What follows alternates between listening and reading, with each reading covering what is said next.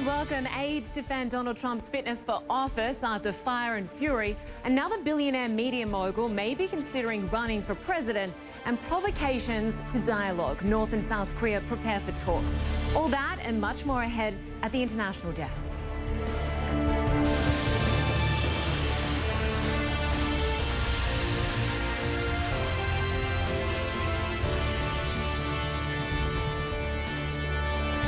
I'm Linda Kincaid. The new tell-all book, Fire and Fury, is causing heartburn for the Trump administration. The book portrays a chaotic White House led by a scattered, and that's a generous word, President Donald Trump. Aides spent the weekend defending Mr. Trump, who called himself a stable genius. Steve Bannon, the former Trump strategist, is trying to walk back remarks critical of Donald Trump Jr., and the author, Michael Wolff, is standing by all of it. A short time ago on MSNBC, Wolff said that based on everything he saw, Mr. Trump is not fit to lead. Every time you speak to him, you think this is a wingnut. I mean, there is something really alarming in ways that you cannot even begin to describe. It's like you're riveted to the seat. Well, let's get more now from our senior Washington correspondent, Joe Johns, joins me at the White House. And Joe, over the weekend, we saw this lineup of people come out to defend President Trump's and any question of his mental fitness, all doing their best. Did it work? Well, from a public relations standpoint, Linda, if the object was to eliminate this from the public discourse, it certainly has not worked. And it's not just a matter of Michael Wolff. It's been talked about again and again, including a billionaire who has bought television ads discussing this at least as one reason why the president ought to be removed from office. A prominent member of the United States Senate has questioned the president's stability as well. So it continues to be a discussion. However, I think the important thing to say about the president is that he hasn't really helped himself at all in the midst of all of this, particularly with his tweets. He's also tried to align himself with those who say President Ronald Reagan years ago also had his stability questioned, his mental fitness, if you will.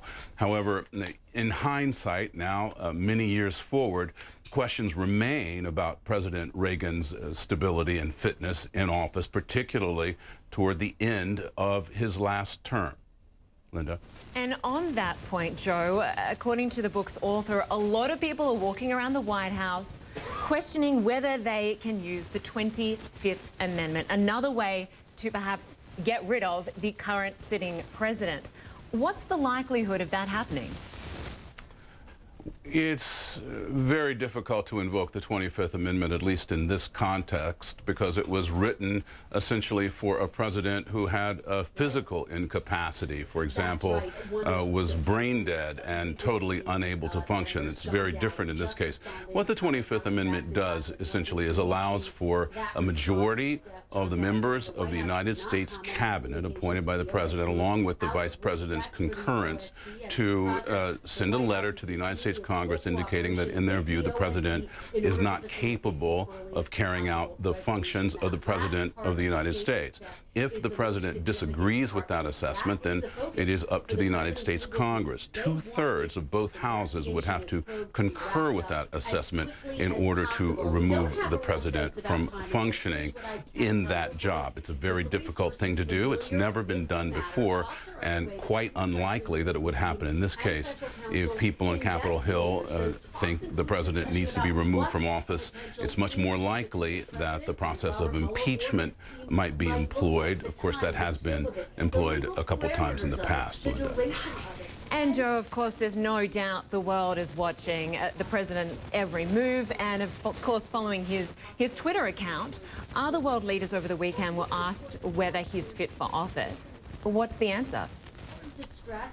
Obviously, I'm not a psychiatrist and not certainly able to tell you the answer to that question. However, what does seem very clear is that, at least at this stage, this is a functioning president who appears to be capable of making rational decisions. The question, of course, is whether there is a political, if you will, solution to disagreement with some of the president's actions, That, of course, is up to members of Congress.